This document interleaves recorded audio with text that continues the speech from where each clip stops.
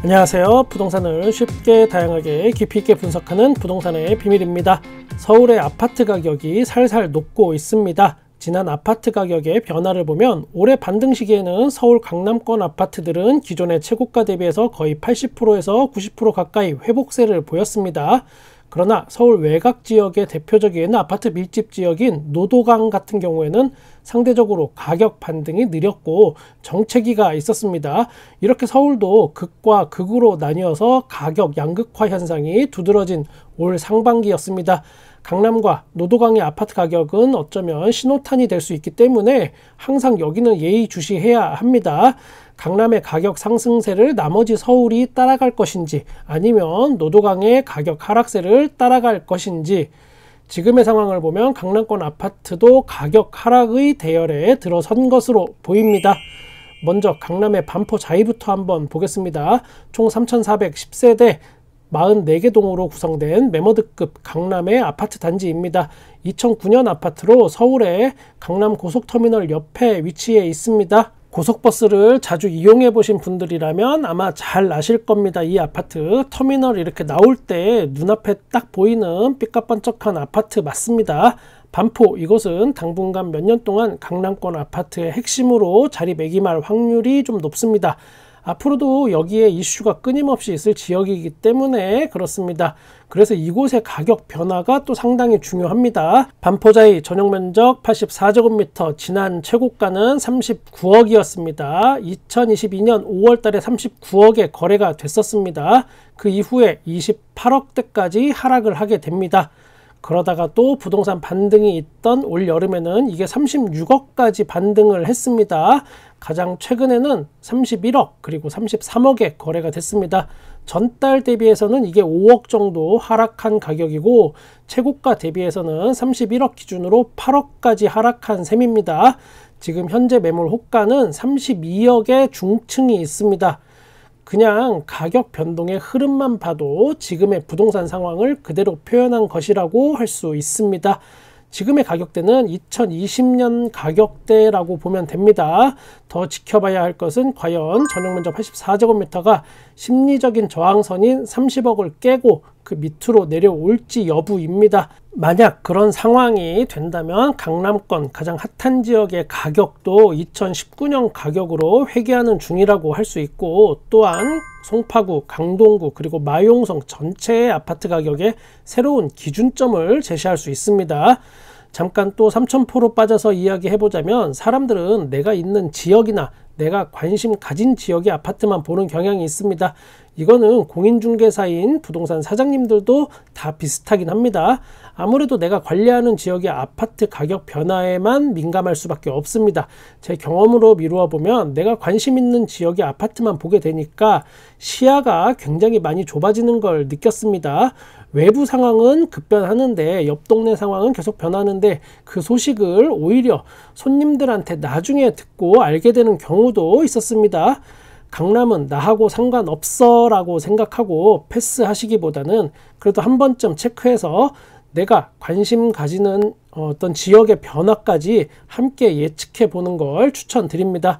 일일이 그런 거 다 하기 귀찮을 때는 부동산 유튜브 진정성 1위를 목표로 달리고 있는 부동산의 비밀TV를 구독과 좋아요를 꾹 눌러주시고, 강남권에 하나 더 보겠습니다. 아크로 리버뷰 신반포, 여기는 595세대 중급 단지이지만 한강변 바로 옆에 또 붙어 있습니다. 입지가 상당히 좋습니다.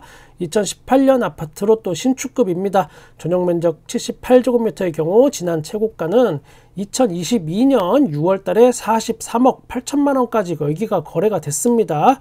그러다가 쭉 하락해서 30억에 거래가 됐고 올해 반등장에 이게 다시 37억까지 반등을 했습니다. 그런데 최근에는 또 31억에 거래가 됐습니다. 문제는 이게 실거래가 31억 끝이 아니라는 겁니다. 현재 호가 중에 최저가는 29억 8천만 원부터 있습니다. 물론 이런 곳이 또 몇 층이냐에 따라서 가격 차이가 같은 아파트지만 몇 억씩 날 수도 있지만, 그런 점을 감안한다고 해도 요즘은 매물 자체의 호가가 계속 낮아지고 있습니다. 강남 한복판에 가장 핫하다는 반포 쪽 아파트 가격도 전체적으로 호가가 내려오고 없다라는 게 지금의 팩트입니다. 제가 지난 영상에서 송파구 잠실동의 레이크 팰리스의 하락 거래에 대해서 영상을 올렸습니다. 제 채널을 꾸준히 지켜보시는 분이라고 하시면서 댓글을 주셨는데 이거는 특수거래다 라고 하셨고 둔촌주공 살리기 2탄은 논리가 빗나간 비유 같다라고 지적해 주셨습니다.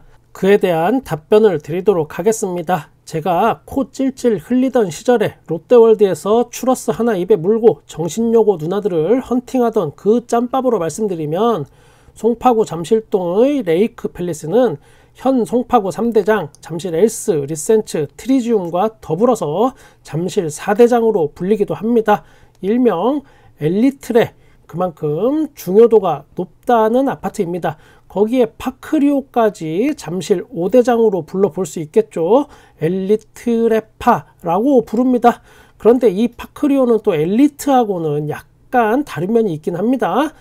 그리고 파크리오 앞에 진미크라고 불리는 진주아파트, 미성아파트, 크로바 아파트들이 재건축을 진행합니다. 앞으로 이곳이 또 핫해지겠죠. 다 들어서고 나면. 그리고 잠실역을 기점으로 좌우에 양대산맥이 재건축을 기다립니다. 잠실주공 5단지 그리고 장미 아파트 이곳들이 또 완성되면 확실히 송파구의 대장 자리는 바뀔 것으로 예상이 됩니다. 그때는 지금의 대장 역할을 하고 있는 엘리트의 파가 한풀 확 꺾일 겁니다. 일단 뭐 연식에서부터 입지까지 다 밀립니다. 그리고 저기 밑에 뭐가 하나 보이죠? 네, 맞습니다. 헬리오시티입니다. 더 냉정하게 말하면 헬리오시티는 송파구에 있지만 앞서 설명드린 잠실 아파트들과는 입지가 다릅니다. 잠실하고 비벼볼 수 있는 그런 입지 자체가 아닙니다. 그런데 또 여기서 한 가지, 그러면 둔촌주공은 어디 있나? 안 보입니다. 할 말이 많지만 그냥 이 지도 한 방으로 끝내버리겠습니다. 그러면 잠실 레이크 팰리스의 50평이 27억 1천만 원에 거래된 게 과연 특수거래인가? 여기에 대한 설명을 한번 또 우리가 봐야겠죠. 현재 레이크 팰리스 50평대는 26억부터 매물이 있습니다. 26억에서 30억 사이에 매물이 또 몇 개 있는 걸로 봐서는 27억에 거래된 게 무조건 이게 특수거래다라고 단정 짓기는 좀 어려워 보입니다. 물론 여기도 층에 따라서 구조에 따라서 몇 억씩 차이가 날 수 있는 점을 감안해야 합니다. 앞으로 부동산 침체가 더 지속된다면 또 무슨 일이 벌어질지 모르는 겁니다. 그리고 둔촌주공 살리기 2탄을 제가 자주 언급하는 이유는 이번 부동산 반등에 가장 큰 역할을 했던 것이 바로 둔촌주공 살리기로 인한 부동산 정책의 변경이었다고 생각합니다. 지금의 부동산 2차 하락이 현실화되어 가면서 서울 전역으로 퍼져나갈 때는 또 한번 둔촌주공 살리기 2탄 같은 부동산 정책이 나올 수 있기 때문에 제가 자주 언급하고 나오는 부동산 정책들을 거기에 연관 짓는 겁니다. 이런 부동산 정책을 반대하고 찬성하고 이런 문제가 아니고 무주택자분들이 분양을 받거나 아니면 아파트 매수 타이밍을 잡을 때 또는 1주택자분들이 갈아타기 하시거나 다주택자분들이 기존의 아파트를 또 매도할 타이밍을 잡을 때 큰 영향이 있기 때문에 예의주시해야 한다라고 생각합니다. 제가 댓글에 일일이 답변을 다 달지 못할 때도 있지만 저는 여러분의 댓글을 하나하나 다 보고 있습니다. 그리고 답글을 달 때도 복사하고 붙여넣기가 아닌 일일이 손으로 하나하나 키보드를 두드립니다. 여러분이 보실 때는 뭐 다 비슷한 답글 같으시겠지만 그래도 조금씩은 다릅니다.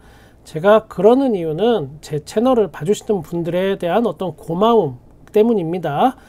유튜브에 재밌는 영상이 정말 수도 없이 많은데도 불구하고 지루하고 따분한 제 영상을 보시는데 시간을 써주신 것에 대한 그 고마움 정말 너무너무 큽니다. 그래서 닉네임 한 분 한 분 다 기억하려고 굉장히 노력 중이고 간혹 요즘 댓글에 안 보이시는 분들도 계시고 닉네임이 변경돼서 제가 못 알아보는 어떤 그런 경우도 있습니다. 혹시 닉네임이 변경되시면 누군지 꼭 좀 알려주시기 바랍니다. 참, 그리고 예전에는 모든 댓글을 그냥 두었지만 간혹 예의를 벗어나는 댓글들에 대해서는 삭제를 하고 있습니다. 이 채널의 주인은 구독자님들 여러분들입니다. 혹시나 제가 잘못된 방향으로 가고 있다면 언제든 따끔한 충고 부탁드립니다. 제가 지난주에 의리파 구독자님들께 긴급으로 설문조사를 한 것이 있습니다. 저녁당번인 부비는 아직까지 저녁 메뉴를 정하지 못해서 고민했었고, 와이프가 입이 좀 짧아서 같은 메뉴를 재탕 3탕 먹는 걸 굉장히 싫어합니다. 예를 들어서 낮에 회사에서 돈가스를 먹었는데 저녁 메뉴로 또 돈가스나 함박 스테이크 종류를 선정했을 경우 저한테는 정말 큰 시련이 닥칠 수 있습니다. 구독자님 의견 67% 삼겹살 김치찌개를 따른 결과 정말 좋은 결과를 얻었고 감사함을 표합니다. 많은 놀라운 사실을 하나 발견했습니다. 약 20%의 의견이 남자답게 개기자 오늘 저녁 당번을 태업하고 빈 접시 내놓자라는 의견을 선택해 주셨습니다. 여기 제가 분명히 주의 부비TV 당분간 업로드 못할 수 있음 이라고 써 놓았고, 불같은 성격의 누나심기를 거슬렸을 경우에 우리 엄마한테도 안 맞아본 등짝 스매싱이 날아올 수 있음에도 불구하고 20%인 64명은 부비를 암살 시도하려는 게 아니냐라는 어떤 합리적 의심. 저는 여러분의 부동산에 끝까지 함께 하겠습니다. 구독과 좋아요 감사합니다. 부동산의 비밀이었습니다. 64명 내가 진짜 꼭 찾을 거야. 내가 대놓고 날 사지로 모네. 와.